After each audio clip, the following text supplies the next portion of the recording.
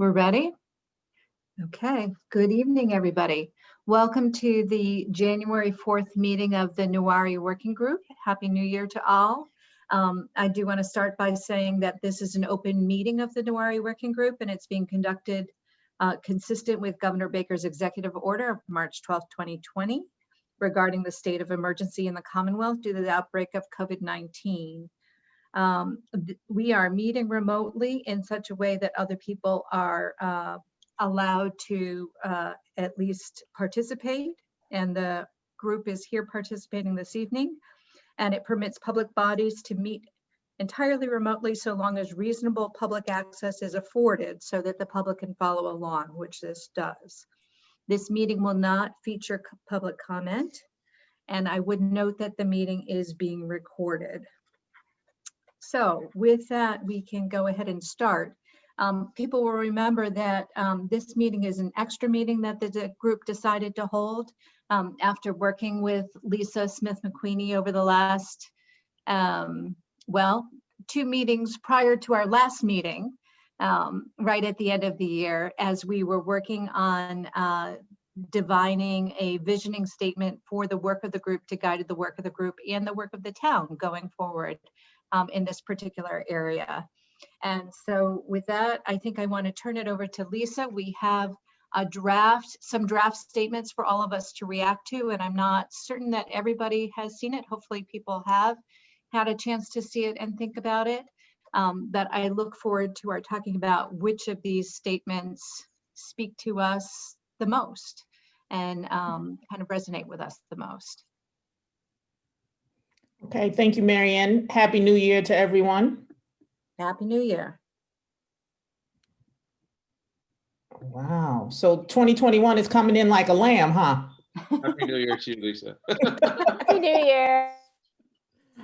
Lisa, Happy New Year. It's so nice to see you again. Happy New Year, everybody.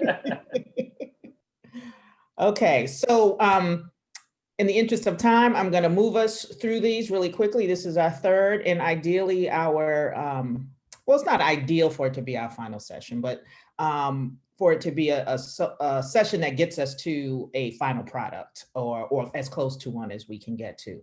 And so I'm going to move us right along. I think that we know what the agenda is. We're looking at drafts. Lisa? Yes. Lisa, could I interrupt for 1 second? I don't want to actually call this a final product, but I think I want to get it to the point where it's a product that we are satisfied with taking to the community as a draft to get some public input on. So final is probably not a word that I would associate with it yet, but something that we're ready to take for some public comment. Okay, thank you, Does that make sense? For that clarification. Yes, yes. And so we'll take a look at those using the guiding questions, and then we will identify some items in the parking lot. And I have a short list already, and maybe folks have a list of their own. And so the task, although you all have a much larger task, my involvement includes preparation of facilitation of the discussion that lands us to a document that can be presented for public comment pursuant to Marianne's earlier comment. And so that's what our task is. As a reminder, our agreements, I don't think that those need to be addressed or changed in any way. And so I wanted to now take us to a shortened version of attributes of a vision statement. So as we're thinking about the statements on the next few slides, I just highlighted 6 attributes that we, by either silence as consent or verbally have agreed to those things that we'd like to make sure are in there. And this can be used as a rubric if you so desire.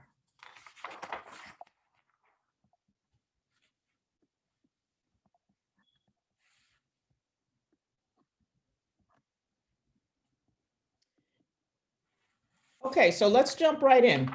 The first slide has 4 short statements. These 4 short statements can stand alone, they can be combined, or they can be the lead statements for a set of points or bullet points or specifics that are to follow. So what I would like us to do just to go through each one and look at the merits of each individual statement as an alone statement, and I will hear any feedback with regard to elimination of any part or whole of these statements. And I will also entertain a new statement if one has crafted one.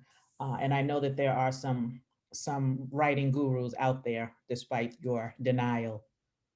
So number one, Needham aspires to be a community in which people of different races, ethnic groups, and cultural backgrounds can interact, form friendships, and participate fully in the community's economic, political, civic, educational, and cultural life. When you think about the set of attributes that we mentioned as a rubric, how does this stand up? And if you were ranking it in your top three, would it make the top three? It wouldn't make my top three. It was not my top three either. It seems very non-committal. Are there any arguments or comments in favor, or shall it be stricken from the record? I'll argue. I like the positivity that it has, and I like how it says friendships, and it does kind of, to me, hit things that we would like to strive for as far as we talk about economic and political and educational and cultural. I think those are all important. Might be a little watered down. I understand that point, absolutely. But I just think those are kind of good goals to have as a town moving forward. Okay. Any additional comments?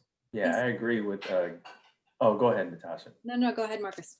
Oh, I was gonna say, I agree with not having it in one of the top three and not being one that we move forward with. Okay. Can I, oh, Natasha, you were going to say I just have something. a I'm quick sorry. question, sorry. Can you remind me again, so this is a statement, did we ever determine if it was a mission or a vision? It's a vision statement. The vision statement for the town or for Newari?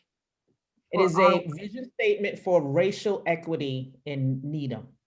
Okay, so Which that's would be important because it's specific to Yes. racial equity. It's not just a Yes. statement for the entire town globally. Okay. It's for racial equity in the town. Okay, Yes. thank you. Sorry, So Sue. can I just say, I was just saying, on first read, I thought I really liked the positivity and it was aspirational, but then I looked at it and said, it doesn't really say what we're trying to accomplish in a sense, right? It's just not upfront enough and direct enough. But mostly I just want to say that hearing so quickly, Jay, from you and Marcus, tells me that this is not okay. This one doesn't work. And so I think that's important because I appreciate your perspective and where you're coming from.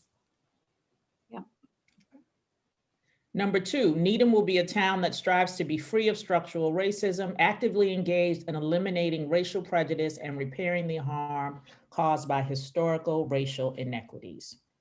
Would this make your top three?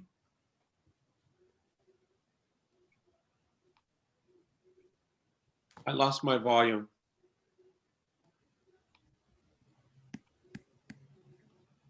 Would this number two make your top three?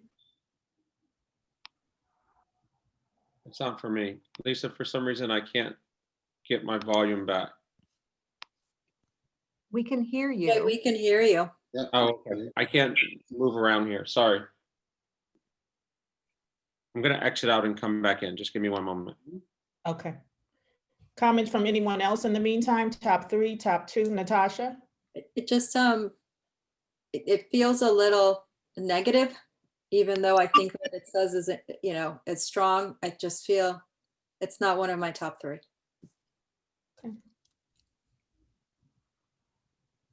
But Lisa, Yes. I think when you come, and I think we've had this discussion in prior meetings, like certain terms like structural racism has a whole kind of other explanation to do what it is, what it means. And I think to kind of get, kind of a general or broad view, I think those words that you kind of have to do some explaining or mean different things to different people kind of have to be avoided, but it could be maybe used later. I just think, and then when it says repairing the harm, that's so open-ended. I know it's a vision or kind of a dream or whatever, but I just think, to me, it's a little vague. Just my opinion. Again, good points.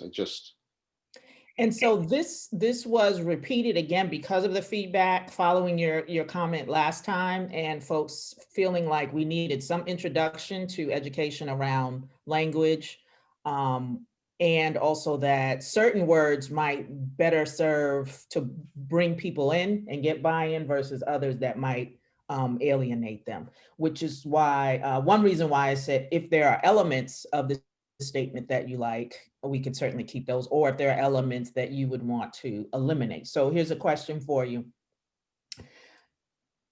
Do you all want a vision statement that has the term structural racism in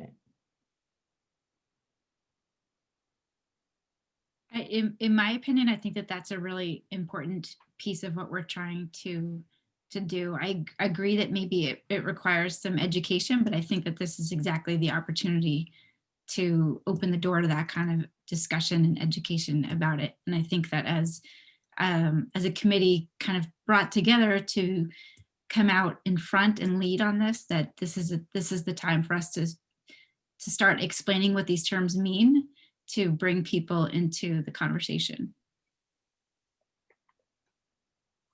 Other opinions?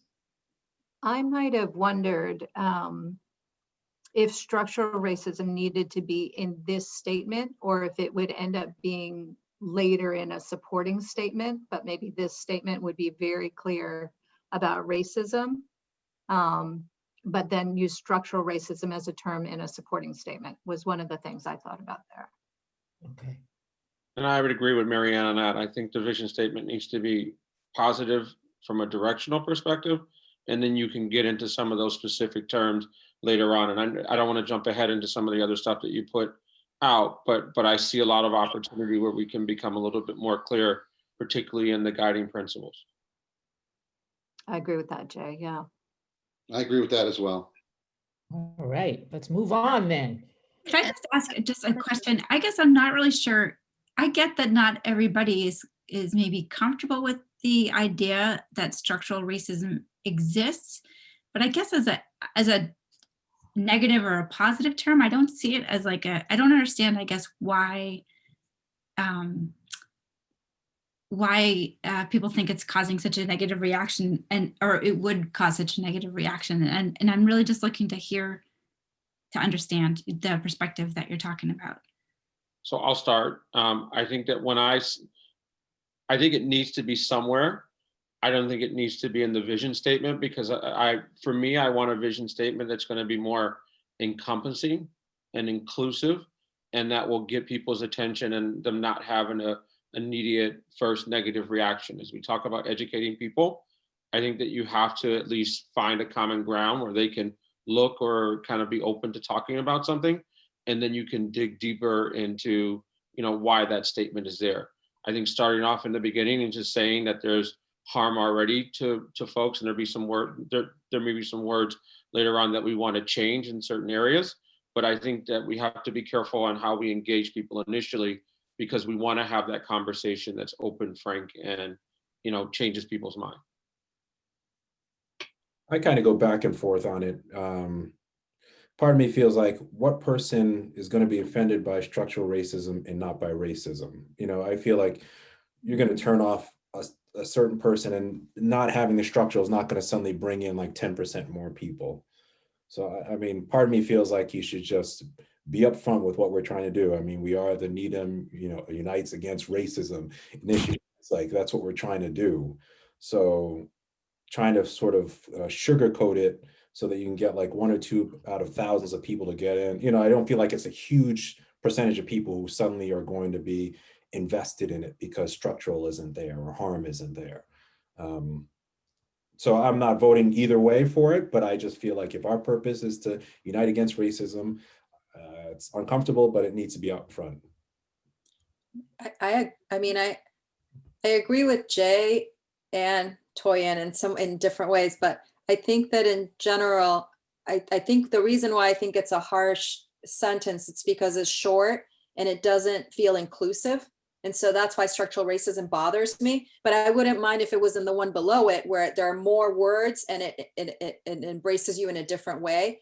I don't think it would be bad to have structural racism in a sentence that has more development, let's say, than just the 3 items. I think the 3 items make it harsh and with nothing that's inclusive.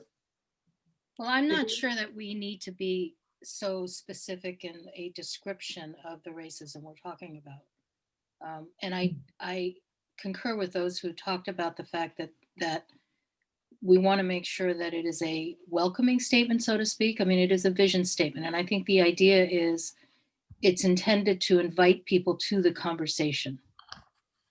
And then the guiding principles that we're talking about will be the rules of the road for those conversations. So, you know, if we were to reframe this so that it said Needham will be a town that strives to be free of racism, actively engage in eliminating prejudice and repairing the harm caused by historical inequities, we might be saying something in a slightly different tone than what's there now, without changing the meaning, but it's more general. And that was going to be my question. And Vivian, I agree. I'm saying if you just said free of racism, I think it's more general, and I think it would be somehow it does make it to me kind of more open for people to view and get behind for some reason. But Again, I think the vision statement is intended to set the table. I don't think it's intended to guide the conversation. I do think that we will have to talk about structural racism, and we will have to talk about historical inequities that are race-based and which have caused harm. And we may need to talk about restorative justice. I'm not sure we need to do it in the vision statement. I do think that they need to be incorporated somewhere in our material. I agree. So given Vivian's comment, I don't think that I'm going to have us do a similar exercise for racial prejudice and racial inequities. I'm going to just leave it at that and know that folks would feel better with more inclusive and less harsh language. And saying racism or racial 3 times in one sentence appears to be a lot. Do we agree? Okay. Okay. So just in review, quickly to recap, what we like about number 1 are terms like friendship and the inclusion of all elements of life, i.e. economic, political, civic, social, and cultural. What we like about number 2 is that it includes racism. What we don't like is the emphasis in 3 short phrases on types of racism. And I believe that many, if not most, would support a breakdown or categorization of structural and other forms of racism in a supporting document or statement. We all together? Lisa, I would just, sorry, I just want to hop in on number 1 because and this is totally my opinion, right? The one word that struck me the wrong way in this vision statement was friendship.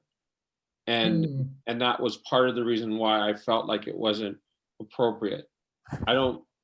When I think of how you interact with people, it's not about me trying to create a friendship, it's about me having respect for being different. So I think friendship takes it to a different level that may be uncomfortable in choosing that statement as a vision. Lisa, to add on to that, my concern about number 1 is it seems to speak more to diversity than to racism. And to me, they're very different concepts in terms of what this group is trying to achieve. Okay. Duly noted. Okay, number 3, the town of Needham will engage in the active and ongoing eradication of racial injustice and provide equitable opportunity, acknowledgement, and resources for underrepresented racial identities in our community. Our residents, businesses, and government will work together to champion efforts that create sustainable transformation in our town with regard to racial equity. Would this make your top 3? Parts of it. Okay, which parts? So again, thinking about this as a vision statement, if we were, for example, and I'm not wordsmithing here, but if we were to take 2 and add in Needham will be a town that strives to be free of racism and injustice, and a town to actively engage in eliminating prejudice and providing opportunity, equitable opportunity, et cetera. And then to continue with our residents and business.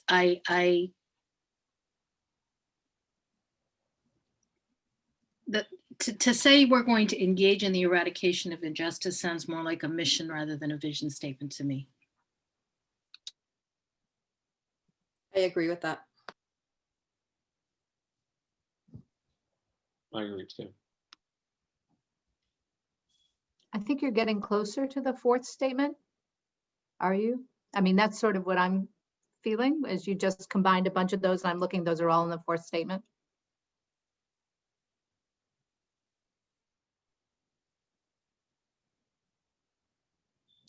Before we move to 4, so I just want to make sure I've captured the combination of 2 and 3. Needham will be a town that strives to be free of racism and injustice, engaging and will engage in, nope, we're not engaging, we're providing. What was the rest of that, Vivian? Somehow you worked in equal opportunities. Yeah. Needham will be a town that strives to be free of racism, and one which injustice. actively engages in eliminating prejudice by providing equitable opportunity and justice. I mean, that's a dilemma, right? Do we say justice or do we say injustice? And what are we focusing on? Because there's a big difference. Mm-hmm. Mm-hmm. What do folks think about that? And I'll just remind you that these are the terms that you said you want, the descriptors of the vision statement in just tonight's conversation: positive, encompassing, inclusive, welcoming, invitation to conversation, table set. I mean, my preference is to say preventing injustice as opposed to seeking justice, because I think there's a difference. We're looking at preventing injustice. And how do we feel about resources, opportunity, acknowledgement, and resources for underrepresented racial minorities? Do we want that in there?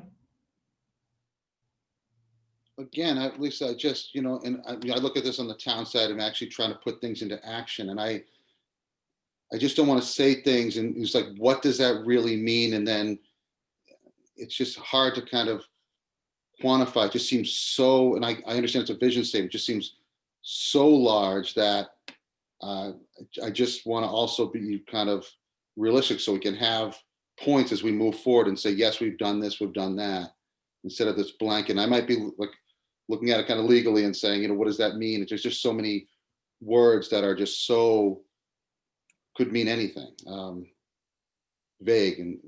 And I think the furtherance of the work, Matt, will be to outline goals, objectives, and guiding principles. And if we were to take the time to say, what does that look like, or what does that mean? I think that we could generate action items.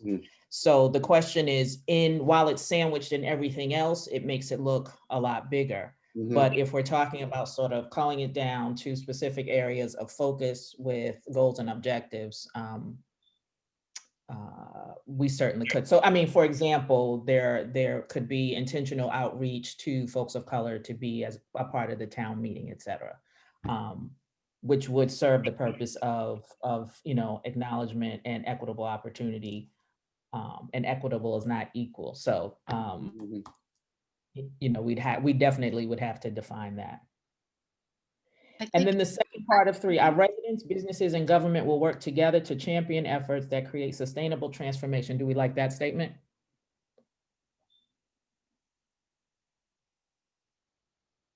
How can we speak, again, I don't know if we can speak for our businesses I think we can speak for ourselves as a town, but can we speak for our residents and businesses and say that they will work together? It would be nice, but we're actually saying that that is a fact, right? That our business and Saying it government. as a vision, Matt. It's Yeah, a it's part of their vision. Yeah. It's a that's vision. what I- It's a vision of how we see Needham Okay.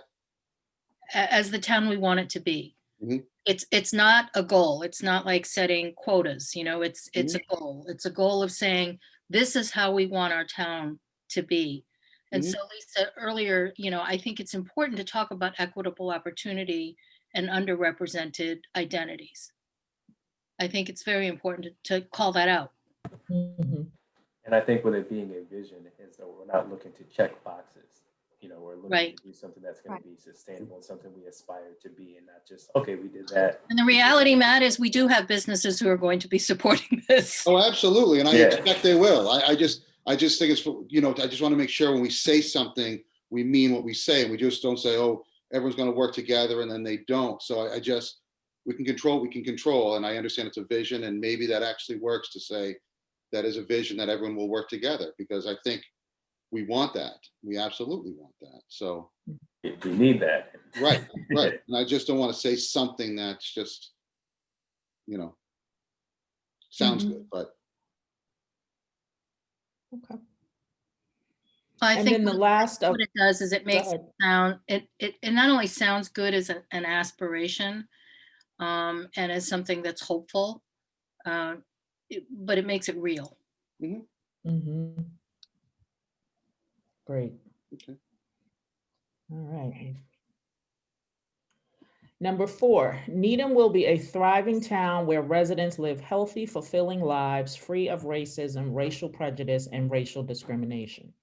Town residents will have equitable opportunities and resources, leading to actualized inclusion and a sense of belonging. So there is intentional redundancy in this statement. I think it's presented differently than the previous 2. So tell me first question, would it rank in your top 3? Yeah. Yes, but And can we don't say get, yes because you ruled out number 1, Mosley. So you only have 3 No, left. this was my number 1 all along. I'm gonna stick with what I came with. This was my number 1 all along. There's a little edit that I would make, but I'm gonna stick with it. so I Okay. personally would like to get rid of live healthy, fulfilling. I was going to say the same thing. We have no control over people's health. Exactly. And feelings fulfilling, but That's what I where was- residents live free of racism is where I would just. Yeah, it's muddying up the free of racism. Mhm. So Needham will be a thriving town where residents live free of racism, racial prejudice, and racial discrimination. Mhm. Town residents will have equitable opportunities and resources, leading to actualized inclusion and a sense of belonging. Can we add "and businesses" after residences? So town residents and businesses will I have was going to equitable. add, and worker, like people who work here, not just owners or residents, right? So that takes us back to number 3, right? Our residents, businesses, and governments will work together to champion efforts. And we could put those 2 together since the same 3 categories are being noted. Would you say? I would agree, but the reason why I like this one a little bit better is because it's just more specific than 3. I think 3 is a good statement, but it's not specific enough. And 4 kind of does that because it really opens up the conversation about 3 different, racism, prejudice, and discrimination. And Lisa, Okay. I would say the difference in the end statement of 3 versus 4 is it's one thing to say that we're going to work together to achieve this transformation or, achieve racial equity. But the 1 in 4 is what we're going to provide for residents and businesses and like workers or, employees. So it's a little bit different to me. Mm-hmm. Okay. But I'm just thinking there's as a school committee representative, there's a lot of teachers and other workers in this town that are not, or, people that work with Jay that don't own a business or are part of government or a resident. So I just want to make sure that we feel like they're included. Absolutely. And the sense that they are so influential when you think about the school system and how, how they're teaching the kids, what their sphere of influence, provides and making sure that they're included, I think matters, because without them, we wouldn't be able to educate, our children wouldn't be able to do certain things without the people that are transplanted in just to work. So I think that's a good point. I completely agree. And I don't know if, when if you get into residents and then business and workers, or maybe come up with a word like we're the community, or we come up with a word that does just take into effect everybody from the workers to the, business owners to the residents. So you don't have comma, comma, comma. But I love the idea of including everybody in this town, no matter what they do. If we say community, will everybody feel included? Well, I don't think there might be a different word. I'm just saying we're members of the community. I don't know. You're right. Maybe. It's a question. I'm trying that on. Workers might not feel like they're part of this community. I don't know. But there might be a stronger word that encompasses people in the town. I like community. I would kind of think saying something like, our community will work together to create equitable opportunities and resources which would lead to actualize inclusion and a sense of belonging. And that's how I'd kind of like to mix those two. I like that. I think it's good. The only thing I would add is that after you say our community, I would actually list who those are so that you can almost, where it's residents, it's businesses, it's government, anybody else you want to put in, because it's a little bit more tangible and more inclusive. And it doesn't limit it to just residents, for example. I mean, I think people, how do you define community? And I know when I talk about community, I like to say, and I define it very broadly. So maybe we can get a sense of that in there and talk about connection, but to make it clear that we're not limiting what we're talking about, the group that we're talking about. Any other comments? Jay, I just want to cycle back to you. You had mentioned respect back in the first one, and this doesn't explicitly call out respect. It calls out the actualized inclusion and sense of belonging. Is that sufficient? Does that work for you? It works very well, because it's, at the end of the day, it's just about acknowledgement and being heard. Okay. So what I'd like to do for the next the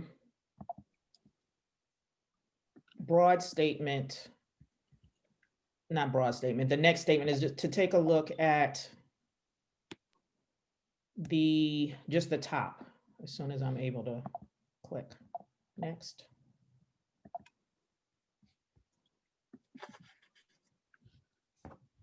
So never mind the bullets right now. Treating it the same way we treated the previous four. Needham will work collaboratively and democratically toward a just, equitable, and anti-racist community. Is there any love for any part of that statement?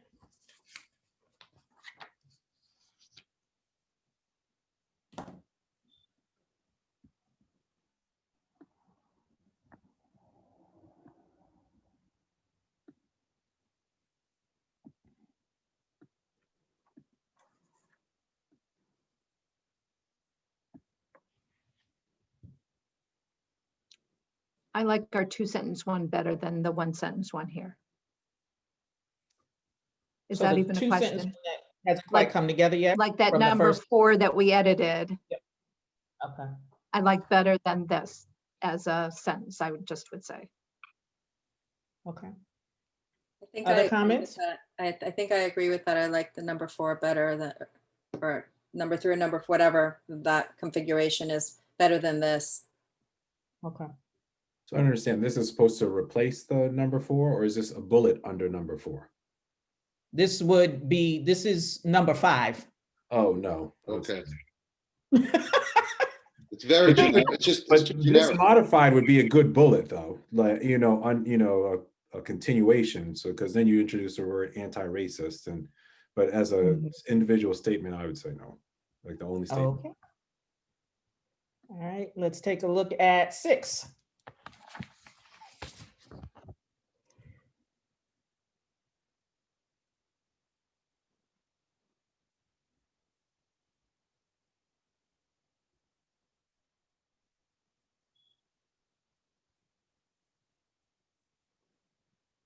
And it's not quite in a vision statement format, but I know that we had liked the language in this. I thought it was more principled, more of a guiding principle than a vision. Okay. Other thoughts or endorsement of that one?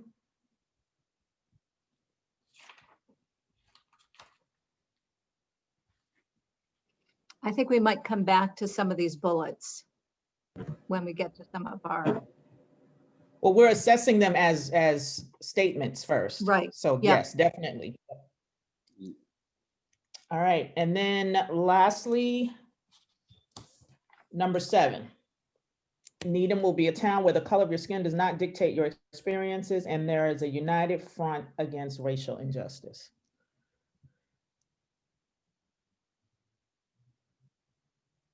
Do we like it better than our 3 and 4 configuration? I'd say no, I don't like it better, but I do like that first half of the sentence as a bullet. Just Needham will be a town where the color of your skin does not dictate your experiences, period. I agree with that. And then I know we're not looking at the bullets, but I feel like these bullets kind of resonate more and really speak to what we would like to see the town become or aspire to be. Okay. All right, so that is all we have for, oh, no, there's one more. And this one is a different format.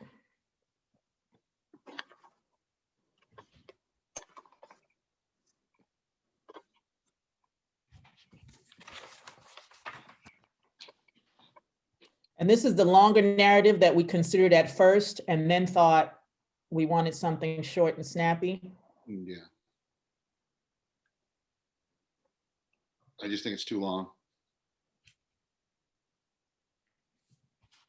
Are we in agreement that it's too long? I like 4. I think 4 put against these, or 3, 4, whatever, is more powerful than multiple sentences, in my opinion. Okay. But just me, I don't know what others feel. I like the revised 4. I think this is it's too long. Excellent. Okay. I agree. Excellent. So we did this as we were going through the statements. This we did not do. Is there a statement that anyone would like to share for consideration, independent of what we've already reviewed?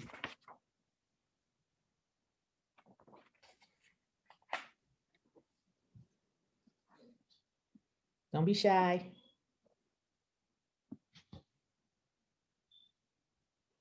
I think I'm good because I had done like some moving around of phrases on those first 4, but I like where we ended kind of with that 3-4 combination. That's just my sense. Would you like to share your screen, Marianne? I'm kidding. It's well, I was going to say it's handwritten. Okay, I was in so a what I car would like, thinking about it. oh, okay. What we have coming up next are focus areas and sample objectives and goals. And so I would like to have you take 3 minutes while I try to move around the phrases that we talked about, and then we'll come back to that. So not so much goals and objectives, but let me show you. We had talked about these being included as bullets or being included in the guiding principles. It would be great if you went back to the questions that I sent you. What are the critical points to include as an extension of the initial statement? And what are the guiding principles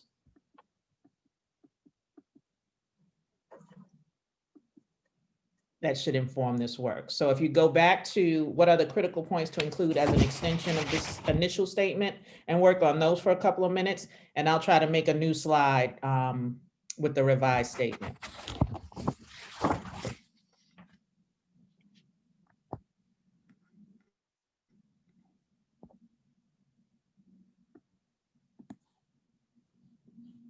Are there any questions? You good? You following me? Okay.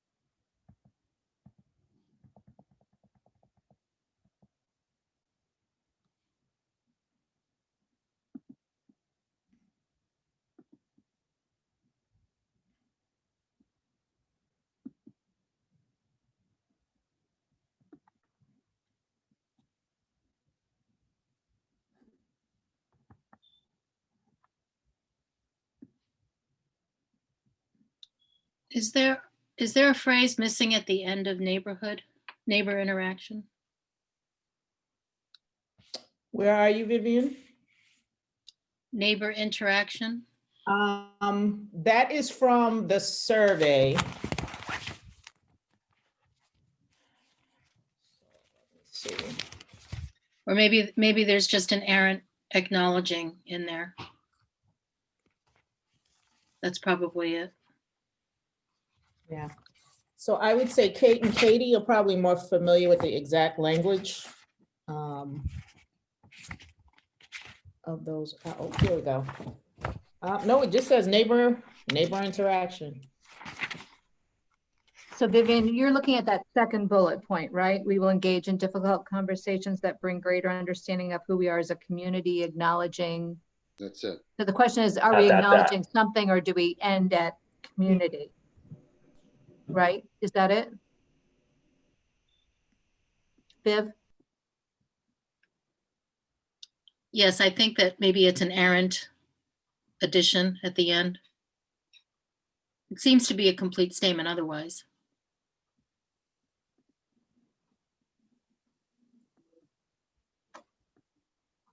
Yeah. I mean, there are any number of phrases that could have followed the word acknowledging, but I don't know what they were.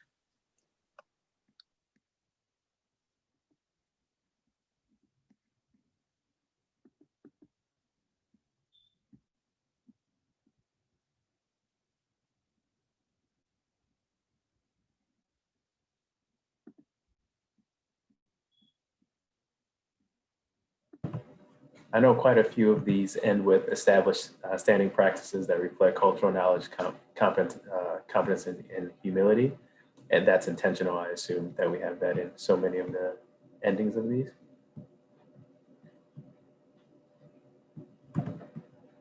Yes.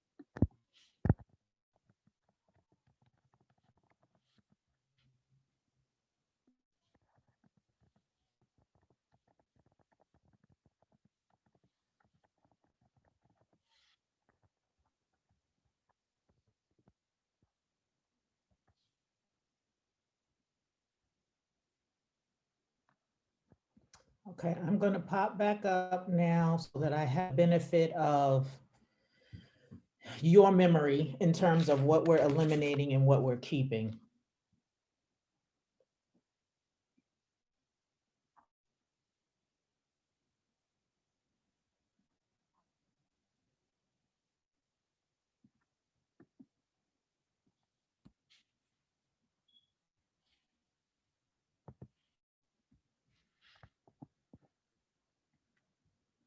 Oh, you know what? I have to share without presenting.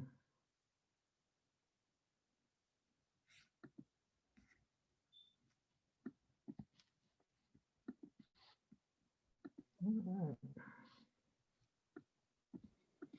Marcus, I was looking at your Black Women Matter thing and thinking today's New York Times, The Daily, was focused on Black Votes Matter, would be the phrase of the day as we head into Georgia. But That is the phrase that pays, and because of Yeah. people like Stacey Abrams, you know, yeah, that's one of the Black women that led so many votes in Georgia that, you know, changed historical things.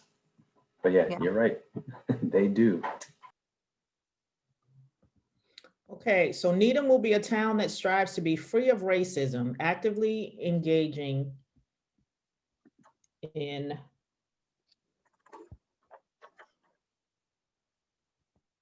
we wanted to get rid of racial injustice. Where was that?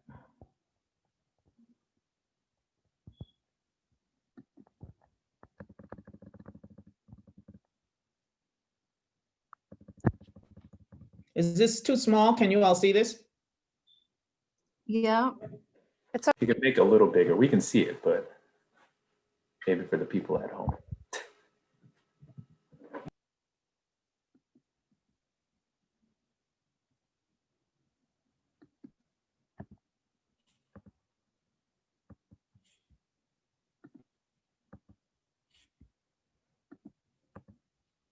Are we looking at one of these three again, or are you looking at? We're trying to put them all together. So I too have notes that look like this, and so it's a maze. So I'm calling on you all to help me remember what we said we were eliminating.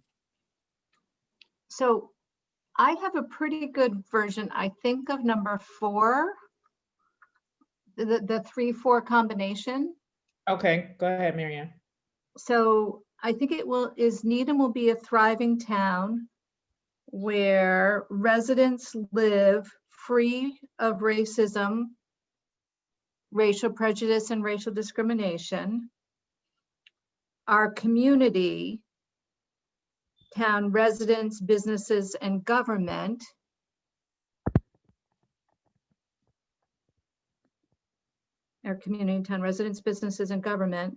will have equitable opportunities and resources leading to actualized inclusion and a sense of belonging. I think that was what we said in that one. Okay. Just if I could, Lisa, on that, couldn't we just say Needham will be a thriving town free of racism, so we don't have to just pigeonhole where residents live free? I'm throwing that out to the group. I'm just, again, with the residents thing, I think, yeah.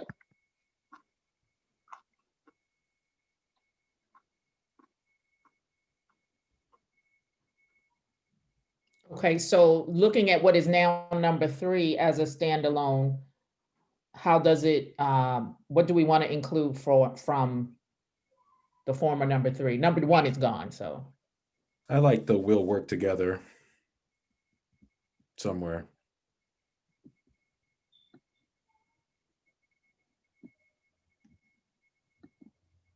Yeah, I mean, like sort of our community, town residents, businesses. Are we putting schools?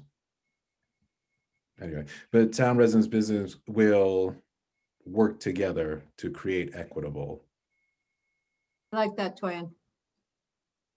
So you don't need that whole sentence. Just instead of we'll have equitable, we'll work together to create equitable. Go up to sentence number 2, Lisa. Yeah, so you can just get rid. Yeah, but only we'll work together to create equitable. We'll work together to create equitable. Instead of have Equitable equitable. opportunities. Right.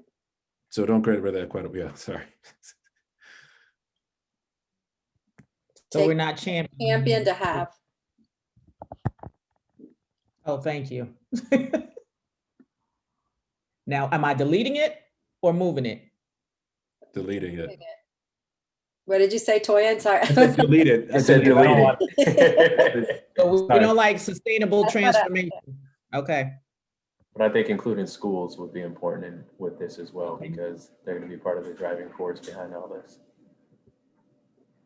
and where do we want them? Schools.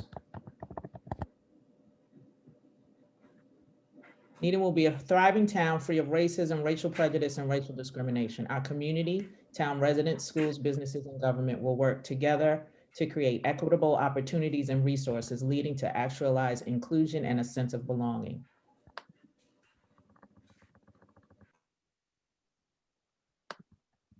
If you single out schools, though, don't you have to at least acknowledge policing as well?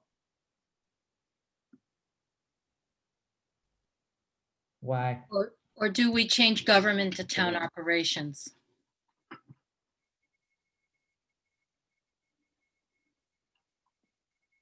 I think it also starts to get complicated and we need a general kind of way of dealing with this, but like, would you not include the hospital then in that as well? Even though, because it's not a business and it's not a part of government. Would that be in town operations, like Vivian said? But it's not part of the, it's not part of town Okay. Oh, operations, you're it's right. independent. You're But right. it is a Isn't it business. a business? It's It a is I a would have business. called it a feels business. like a business. Can I put a pin Okay. in the listing right now? And have us go back to sort of the overall statement, and then we can return to what should be listed, because the problem with listing, you leave somebody out every time. Well, you could So- include, you could just say organizations. In place of or in addition to? I would, if you said, and you could just say, you could delete town, you could just say residents, schools, organizations, businesses, and government. That's actually a really good idea because that also includes then, you know, our houses of worship and you Right, know, exactly. places like that. Exactly, which, you know, I mean, I know I beat this every time, but I say, you know, there's a lot of work already being done. We don't need to reinvent the wheel, and we need to acknowledge the other work that's going on right now in town. Mhm. So are we not actively engaging in anything? We're not, are we providing equitable opportunity? I'm, you know, being facetious to see if we're finished with We the have other equitable phrases. opportunities. Yep, We we have that in there. Yeah, it's- Yeah, create equitable opportunities. That's The good. one thing that I don't necessarily see reflected in the statement at this point is a commitment to identifying where racism is and how it plays out in the community. And maybe this is getting too close to the structural racism piece that the consensus is does not make sense to have in the vision statement. But I think, you know, for example, the idea that we will work together to create equitable opportunities.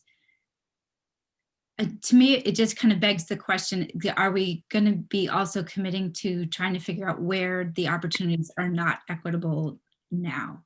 And I don't know that when I'm reading this is, I think that part of what I feel like I've been hearing over the last couple of years as it relates to racism in town in my work on the Human Rights Committee is that people come to us because they don't feel that the experiences that they are sharing are kind of, what's the word, invisible in town. And that part of what I feel like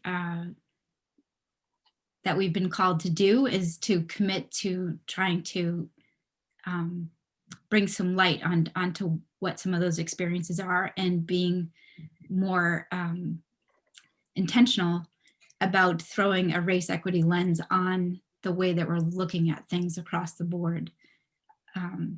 And Jen, I think that there's a lot of opportunity to do that beyond the vision statement.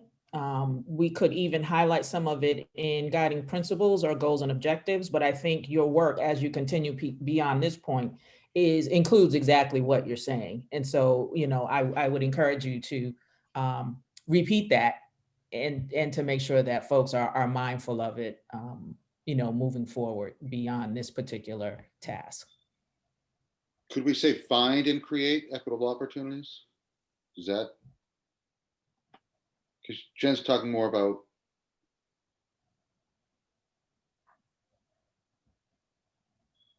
I'm talking about where we're kind of finding the line between, I don't know, thinking about the scholarship the school providing opportunities for people to apply for a scholarship, and everybody is able to equally have the opportunity to apply for it, but there might be reasons why that people don't have necessarily an equitable chance to actually gaining that scholarship opportunity. And that part of kind of breaking that down when creating that opportunity is figuring out what barriers there might be that might make somebody have a less than equitable opportunity to get that scholarship. They may be equally able to apply for it, but they may not have the same the access to it is not as meaningful maybe. And so I see that as implicit in this phrase, we'll work together to create equitable opportunities, because you've identified that there's inequities. And so by doing that, you recognize the need to work together to change it. And again, I think that could be a little granular for our particular task. But I don't know, do other folks have opinions before we move on? I think Jen's point is, do we need something that's a more concerted acknowledgement of the lens that we need to use for this vision? And Jen, I think that we're talking about very specific actions that we'd want to take in putting the vision forward. And so maybe they go into the guiding principles. Yeah. Are there any words from this sort of dangling part of a sentence here that we want to incorporate, or shall I hit delete? For me, it's more granular. That's, I think, but maybe, I don't know how others feel.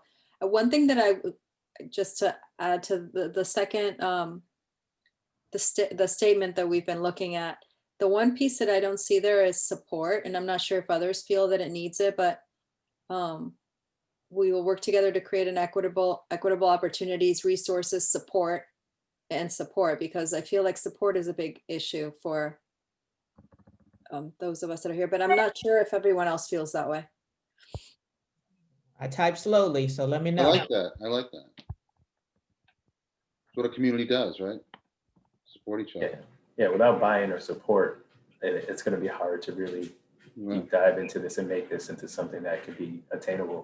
And so I agree, Natasha. Okay. Do you also agree that we're deleting this?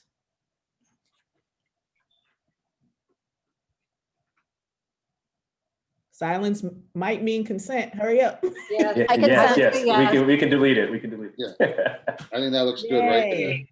All right, so Lisa, sorry, can we go back to Jen's point? Because I'm just reflecting on what she's saying, and I think that maybe there is a way to at least give some sort of identification, right? So we will work together in identifying barriers to create, in order to create equitable opportunities or something like that. Just some acknowledgement that you at least need to realize that it exists. Yeah. Jen, is that what you were after? Because I think that's what I was trying to think of it over and over again. I think that it is. I guess I'm just stuck on this place where we're using the term racism and we're not really saying what we mean that to be. And I I'm saying the same thing over and over again, I guess. So you all already know how I feel about it. And I think, Jim, we're trying to Vivian's point, trying to get people to the table to talk about what it means, right? So this is what we want. We want to be free of racism. And ideally, because the community is invested in one another, they will, buy in and actualize it. The other piece that I would put out to you, do we want to close without saying racial equity? Because it's a racial equity statement. And we said leading to actualized inclusion and a sense of belonging. And again, it's implicit, but if I go back to what you all said about.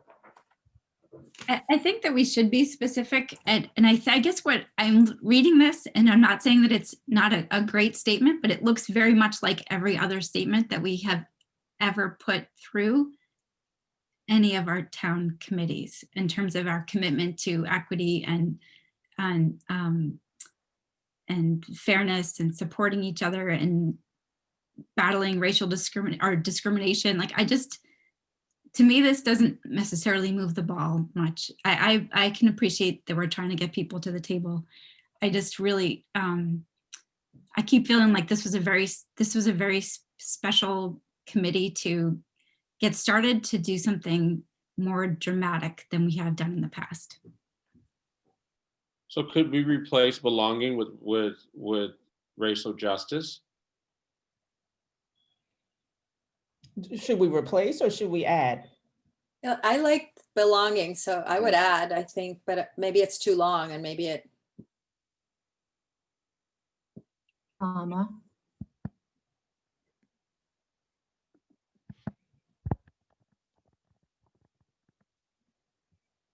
What's the qualifier? Justice, equity?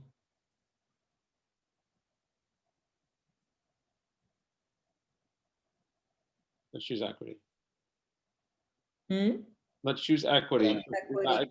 I think, I know people are like belonging, but I think belonging distracts away from what we're really going after is equity. Okay, fair enough. I think with equity being the process and justice being the solution, to try to hone that, maybe we can use both. I feel like it seems too verbose for me. I think I wouldn't mind if it said, we will work together in identifying barriers to create opportunities, resources, and support leading to racial equity. Like, I think it's good. you know what I mean? Like, I just feel like we're using so many words. I was going to say that too. Actualize. Totally. I agree. So, But if we kept our community, would that be wrong for our community? no, I'm just talking about after identifying barriers to create opportunities, resources, and support leading to racial equity. So no actualize, don't change it so everyone agrees, but it's just less words and I think you're right. Yeah, I think you're right. That consensus? Yeah. Agreed. Okay, say it one more time, Jay. That's Toyin. Toyin has it. Sorry. So it's work together and identify barriers to create opportunities, resources, and support leading to racial equity. So just get rid of, That's good. And we have two wills in there. We can get rid of one will. We're gonna do it twice. We We are gonna will, right? We're gonna will the will. So I have a question. Are we thriving? Do you want to be thriving? Is that the right descriptor? Yeah, I think you can get rid of that too. That's sort of like healthy and the other word's too subjective. Anybody want to recommend a replacement or just take it out altogether? Well, I think if you just say we'll be a town free of racism, you should just say Needham will be free of racism, right? Then it's redundant if you don't have an adjective. We took town out later on, so. Well, couldn't you just say Needham will be free of racism, or do you? I like a town. I don't know why. Okay. I don't know if others, Well, it might be if someone's reading it who doesn't know what Needham is. You know, it's. I mean, doesn't know who most Needham is? people. I mean, most people read them. You think would be in Massachusetts, but I just kind of think. Go Needham. Yeah, sure. No, that's fine. I'll refrain from Can comment. I make another suggestion? Yes, Vivian. You know, oftentimes people don't understand the difference between a town and a city or a village.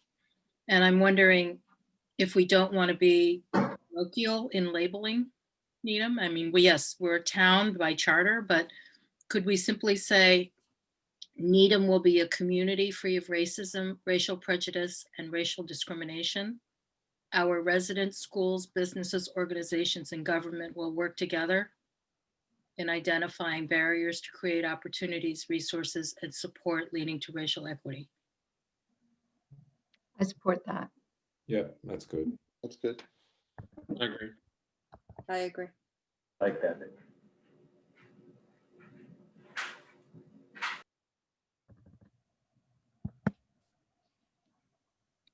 Needham will be a community free of racism, racial prejudice, and racial discrimination. Our residents, schools, businesses, organizations, and government will work together in identifying barriers to create opportunities, resources, and support leading to racial equity.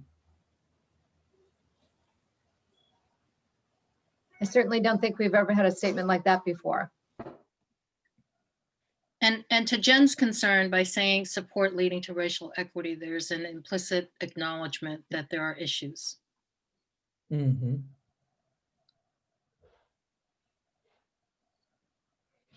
So, reactions. Does it describe what Needham aspires to be?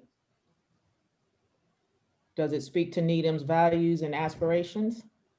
Does.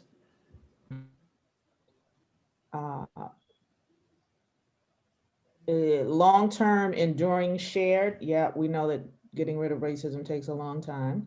We didn't put any timeframes on it. I don't think that that's critical. I'm just going back to the attributes. Meaningful, describing an outcome, check. Addresses community priorities. We list component or constituencies of the community. I would tend to guess that the priorities or bullets that come after would extend that. Creates a framework and is informed by communities of color. So if we were putting this up against the rubric, we would pass. But how do you feel about it? The only question that I have is we're identifying barriers, but are we working together to find solutions to create opportunities, resources, and support, or we're just identifying barriers to create opportunities, resources, and support? I like it. I'm just trying to figure out if we're identifying them, but then is there an action to create the opportunities, or is that sufficient? Sometimes you can even say so as to there, maybe that. Maybe. Yeah, you could, or say and create, either one. So as to, or and to, and create. Yeah.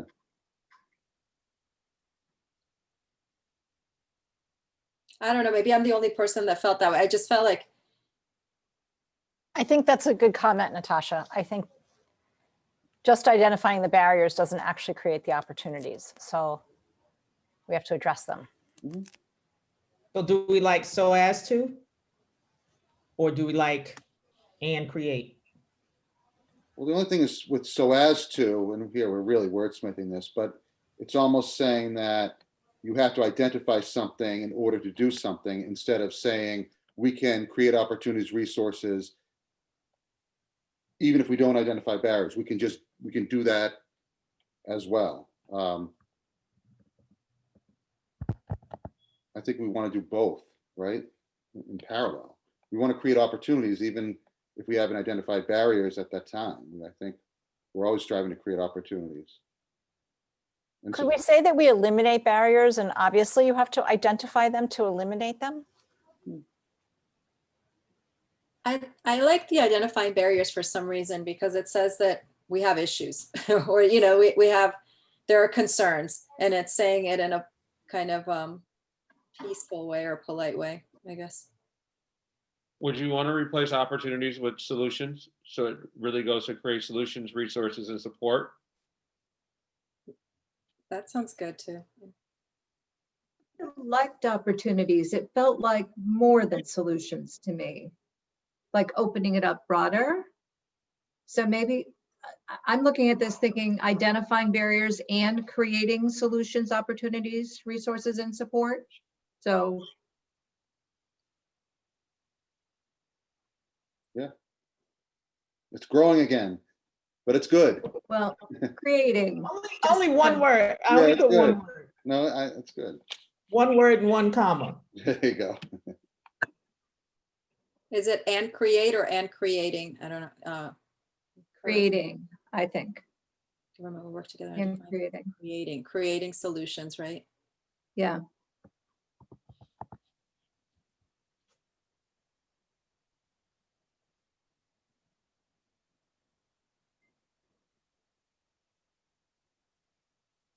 Anyone sitting on something,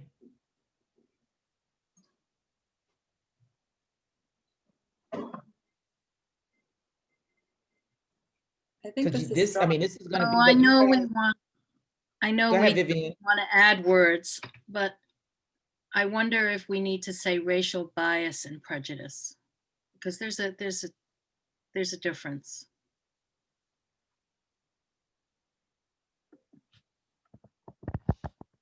I think.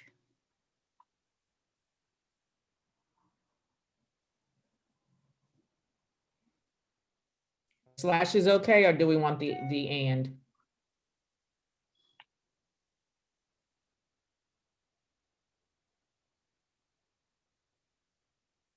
Well, how do people feel about the word to begin with? I think it's fine.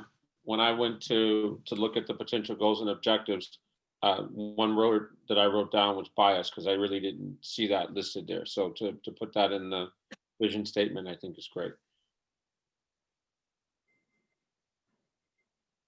We have to have racism and racial prejudice.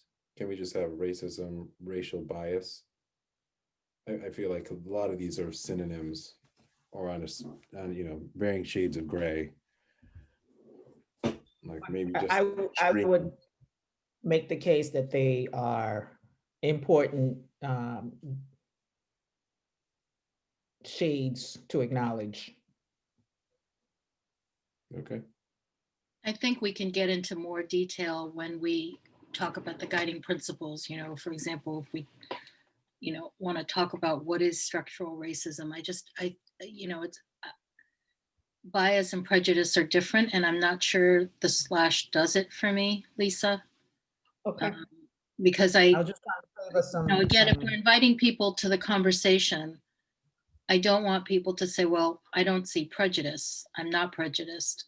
Whereas people may come to understand that they still have biases. So to me, that's the distinction.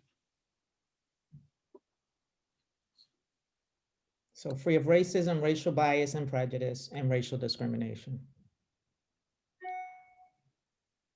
I don't like it. There's just something about it that just, I don't know. Like, What if we said racial bias, prejudice, and discrimination?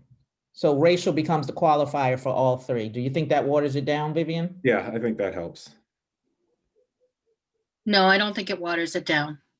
I think it makes the distinction, but it's under Yeah, that's that. in that entire context.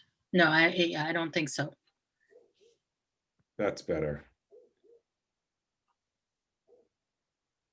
And then do we need in after work together in identifying, or work together identifying barriers? Sorry, this is just nitpicky.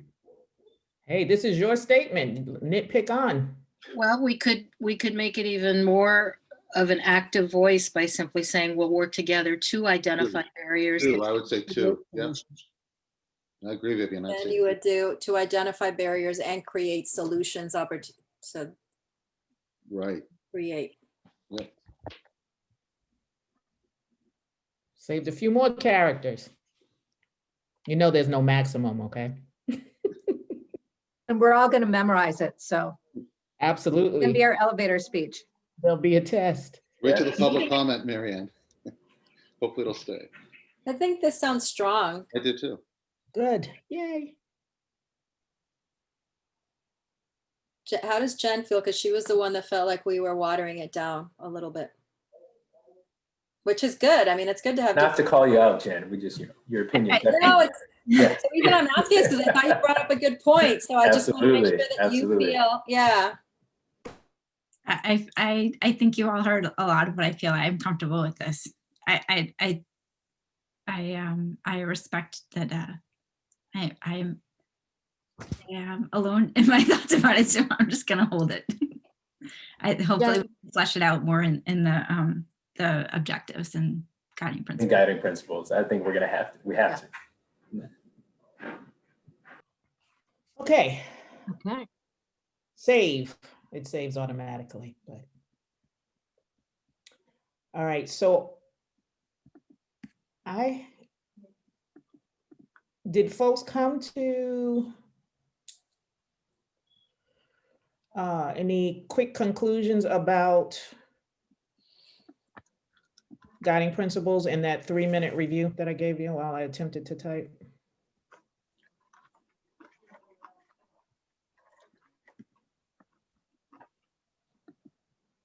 So I pulled some items that were in number 6 and number 7, and I would add them to our potential goals and objectives in certain places. For example, under number 6, the second bullet about students in schools where experience discipline meted out fairly and justly for everyone, I would have included that in the schools section under goals and objectives. And the one under number 7, there were 2 things that I would have put under town boards and committees. You will see people who look like you in leadership roles in the government, in business, in the schools and civic groups. And Needham creates opportunities for its community to confront unpleasant truths and seeks to find solutions. That one I would have moved under. I don't know what other people were thinking, but I was struck by some of the bullets that were in number 6 and 7 because they seem to me like things that should be in goals and objectives.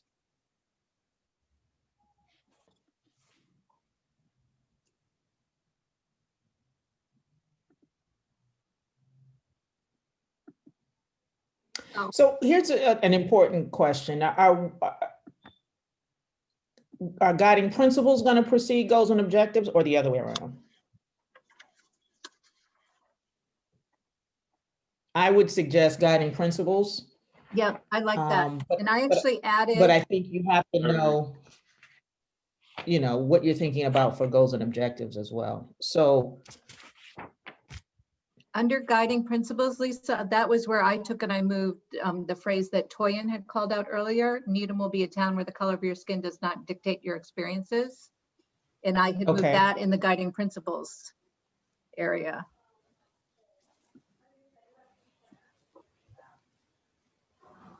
Other people may put it somewhere else, but that was one that I had pulled and moved.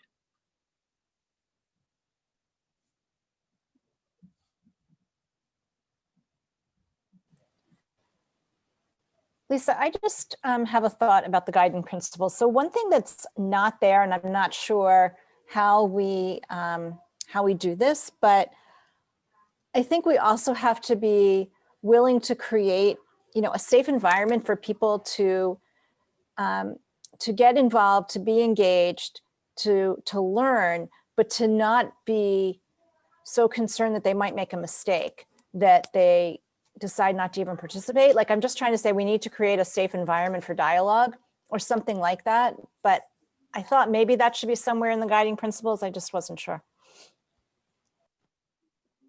okay, I will let other folks weigh in. The word safe means different things to different people. So yeah, I was going to weigh in on that. When you say, and I think we talked last time about this too, like a safe environment, I feel like to be able to talk about those different kinds of situations and feel comfortable about that is important to a certain extent. But in order to get anywhere, feeling safe is means a little bit more than just, being not afraid to make a mistake or something like that. It's okay if you say the wrong thing or you don't know exactly what you're talking about. It's part of the learning process. It's part of how we're going to grow as people, and people that don't fully understand what their biases or opinions may mean. So being okay with getting that feedback is important as well. So you say safe, it's just, if you can phrase it a little different, because it's okay. You can feel like you can say things, and you just have to know that what you say may not be taken the same way by everybody, but just having a conversation about it and understanding and meeting somebody where they're at, and then asking questions is important too. So it depends on how you phrase safe, or you want to say something else, if that makes sense. I'm not trying to say comfortable, which. Well, right, I know. Right. Yeah, I know we Right. talked about that last time. Right, Yes. exactly. So I get that. But I think that if we're going to invite people to the conversation that have, including myself, that have a lot to learn, if you feel like you're just going to be criticized for what you say, or slammed for it, then you're not going to do it. So I do think there has to be some way, and I may not be the way I may not have the words to articulate it, but we have to welcome people to the conversation that aren't as, prepared or educated, or haven't done it. I don't know. Yeah, beginning Yeah. of their So- work. Absolutely. I think So when I have kind of a knee-jerk reaction to safe space from all the safe space discussions on college campuses, where I actually don't think college campuses are safe space, but I do think that you want to create environments for respectful dialogue. That's what I think you want to create. And I think there has to be, and I agree with you, Sue. I think there also has to be tolerance on these discussions, because, people I feel sometimes have that knee-jerk reaction that even on certain words, and instead of that, it's like, yeah, just listen, and people can make mistakes, and you can have different discussions, and be, have some tolerance, and some, not everyone comes from the same space. So we just have to learn how to communicate. So I think tolerance has a lot to do with it. Other thoughts? I do think something around this is important to include in the guiding principles. We haven't Respectful said that- dialogue is good. I'm okay with that. That was good, Marianne. I support that. I'd rather not use the word spaces. Dialogue is great. Respectful dialogue in difficult conversations. I don't know why that kind of sticks out as a trigger in some ways to me, in that I think that that to have authentic conversations, that people are going to get upset, and that they are going to show emotion, or they're not really engaged. And I think that respectful dialogue feels very it's like placing a value on protecting people's feelings over kind of hearing difficult things from people. And I'm not sure how to thread that needle, but So can I offer you something here, Jen? So wearing a different hat, I have defined respectful dialogue as a difficult dialogue or difficult conversation whereby people were able to disagree without being disagreeable, and that you could hear without agreeing necessarily, and that each person walks away whole. And And I heard. think for the And town, heard. you'd have to define respectful dialogue.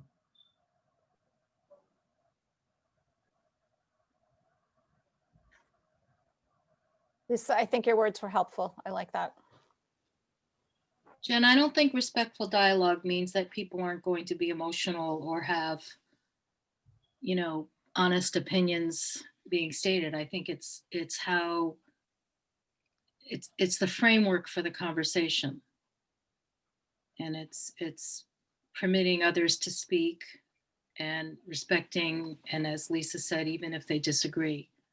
And I think it's the difference, it's having a dialogue within a difficult conversation as opposed to having a debate where you're trying to convince somebody of your position. Mhm. Absolutely. What other guiding principles came to mind for folks?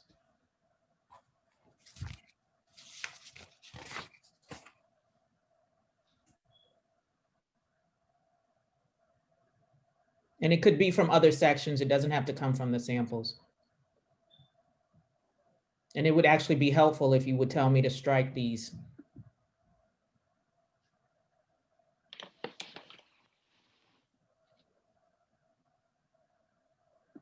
Lisa, I would advocate for putting the bullet about ensuring the participation, or at least inviting the participation of those who experience the impact of racism most directly towards the top, if not the first of the guiding principles.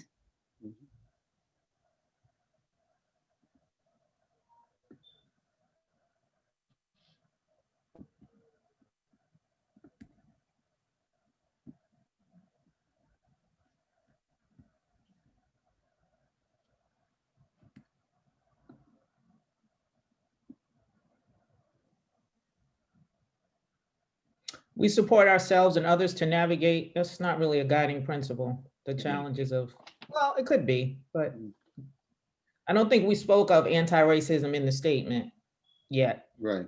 Mhm.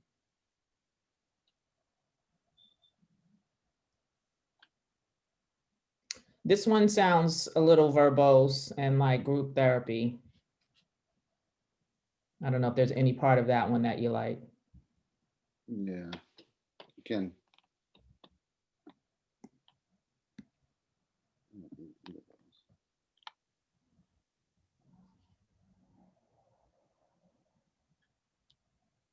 Would this be a place to spell out what we mean by racism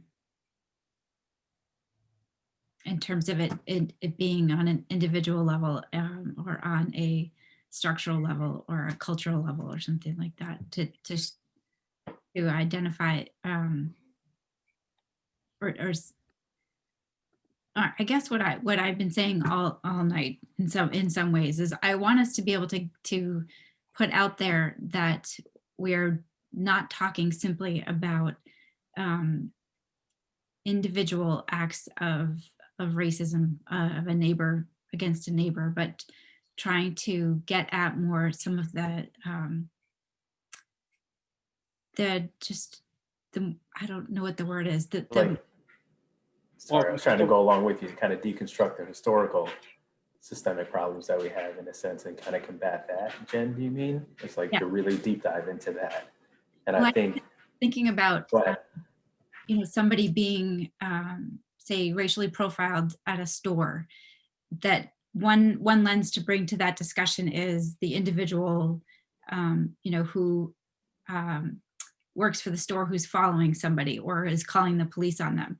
But it's kind of another dive in, maybe a little bit deeper, to talk about like what are the things that exist that the person who's working at the store is kind of having those knee-jerk reactions based off of, and that kind of more, to me, more structural, cultural things that we're taught. Lisa, I think it's maybe a great point for number 6, where because we end the vision talking about racial equity, and then where we can go into talking about the day-to-day interactions, issues within housing, policing experiences, employment, and things like that. Mm-hmm. So we can probably use that as a guiding or starting point for us, where racial equity in Needham means that experiences in Needham are similar for the minority, people of color, as well as the majority. This ranges from day-to-day interactions, housing opportunities, policing experiences, employment, and educational opportunities. And if we wanted to get more specific than that, this would be a good place to talk about those principles that we want to address. How they've come about and how they've been so intertwined in the workings and the building of the community that we have now, and those ideas and idealism about why these things are acceptable and why people feel like they have the need to do this could be part of that. And what Jen's saying as well, to really kind of hone into the systemic problem that is in the buildings, you know, in the roots, in the framework of how we got to where we are.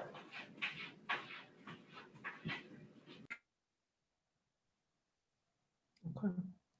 Just if I may, on this, I'm thinking of the meeting tonight and I'm looking at the hour. This almost seems like an entirely new meeting because it's so important, right? This is almost like we spent the time as we did on the vision statement to really drill down on these instead of cutting and moving things around, you know, with kind of the limited hour. I'm just thinking ahead.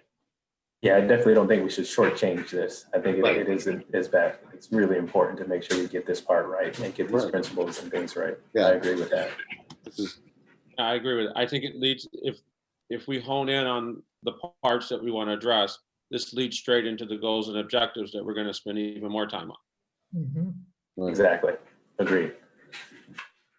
I agree with all that. I just have a question that came up, Lisa, in the information you provided at the end where it says Needham residents will. So this is a question I have to you and to the group, and I think it might help also me in thinking about the guiding principles and the goals and objectives. But do we think that we can focus on what Needham residents will do, or are we focused on creating an environment and the structures that, you know, support anti-racism? But I don't know that I feel that comfortable that I can say what residents, or at least certainly not what all residents will do. You know, we're not going to necessarily combat bias in all people. Right. And so this set of guiding principles would be agreed upon by a larger audience. I'm providing it as an example of a different way to arrive at guiding principles. So you're absolutely right that the 12 of you probably should not decide what the entire community is going to do. But you can pull from these things that you hope will be guiding principles as the work moves forward. Okay, that's helpful. Thank you. But Lisa, I would push back on that because I would say our community, like when I go back to what's written here, I would say that these may not be the principles that we come up with, but I would say these are the things that we want to have as an outcome of this, right? People are educating themselves. There's a safe environment for people to talk about it. There's productive conversations on racial related issues and the things that happen. This may not be the right spot, but at least some point these items should be mentioned. And I think that comes in the work with, it's not a pushback at all. I think it comes in the work, the collaboration with other folks who are doing the work. So you would then agree that this is what you're going to do and how you're going to do it. Because I think based on previous conversations, there is some trepidation about determining goals and actions for other entities, like the school system who has a plan already. It may be less so with other entities that are doing, you know, where there's more opportunity. But, you know, as Vivian mentioned, there are lots of folks doing good work, and you want to make sure that you collaborate with them and determine not only what Needham residents will do, but what Needham residents are already doing. And that's a conversation that hasn't happened yet. Right. Especially within this town, there are so many organizations and committees and groups that are doing so many good things. And that's going to be really important to partner, to collaborate and get an outcome. And talking to the community, you know, besides the organizations. But I do think we have to be careful when we're saying, especially as a government organization, saying residents will do this. Well, it comes across lecturing and saying, I think if you say, you know, we ask, or a different way, saying that we request instead of you will do this, you will do that. Otherwise, it's saying, who the heck are you? And it comes across a little bit condescending. Needham residents will educate themselves. It's just, I think you got to be careful the way you phrase it, instead of that we're requesting or that this would be beneficial, instead of kind of a lecturing tone to it, saying, yeah, something like that. I And it could be that these bullets fit someplace else, right? And it, you know, if there's an organization of business owners, the business owners might decide that this is what they're going to do. Yeah. Different constituencies might decide that this is what they're going to do. So that's what I mean when I say you can't do this outside of collaboration and conversation with other entities who will actually be carrying out this work that you are suggesting. I was gonna ask, yeah, if you could add the encouraged, or will be encouraged to, or are encouraged to. And I have one other comment on the other slide we were working on. Should we add, I'm not sure if we should or not, but I just, and the last one where we support ourselves and others to navigate, excuse me, to navigate the challenges of anti-racism work. Is anti-racism and social justice work? Because I feel like social justice is a big piece of this as well, but I'm it not could sure. be- How about this, racial equity?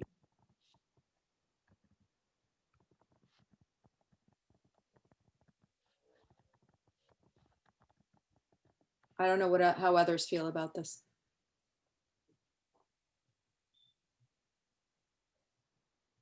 I agree, Natasha. I think it's worthwhile, and I think we have to address both.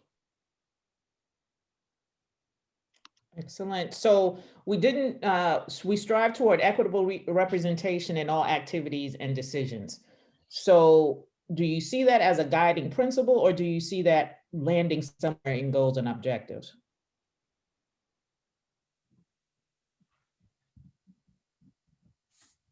I think the other ones are so tangible that this one is just a little, you can move it elsewhere or even omit it, but that's just my opinion.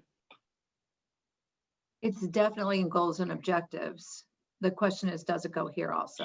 But we have work to do to get there.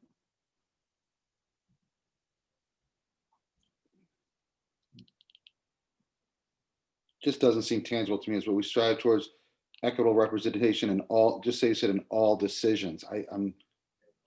That's, I know, Matt, you don't like all. well, I don't, but all decision, I'm just saying, I think it's a value and a guiding principle. It's just, it's not as tangible as the other ones. I think Jay said, I find it hard to, my opinion, of course. Mhm. Okay, this is a little minor, but I know I started the conversation that led to respectful dialogue, but I would move that to the end. Only because I feel like I don't want to put that ahead of everything else that's been an issue. Do you know what I mean?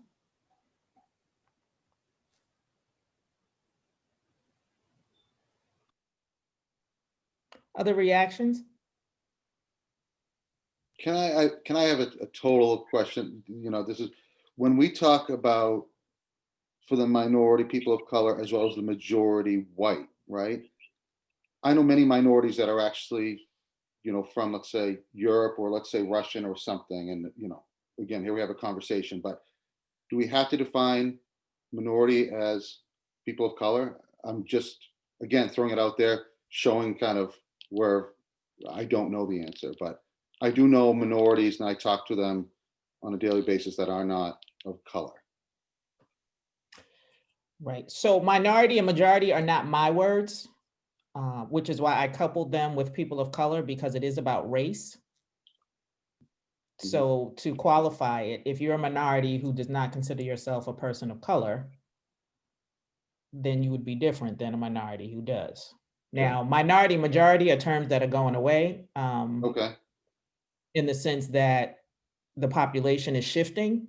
I don't know that it will be in our lifetimes, but I do still hear people say minority and majority. And I think it's less relevant than subordinated, targeted, and all those ways that help, positionality be identified.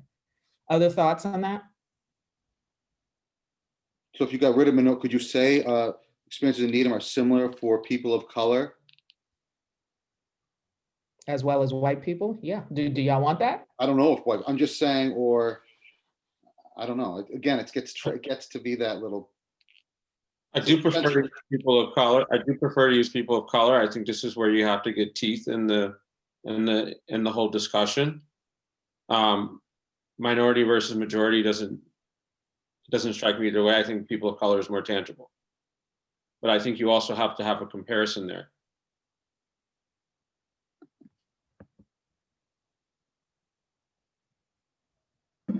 I think it's important to name the whiteness as the other side of that too. Yeah,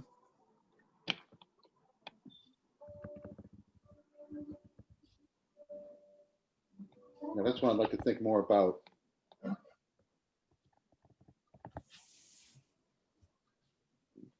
So Matt, I think part of what you're raising is, yes, there are people in other categories who also perceive that their opportunities are less than equitable, but that's not been the focus of this group.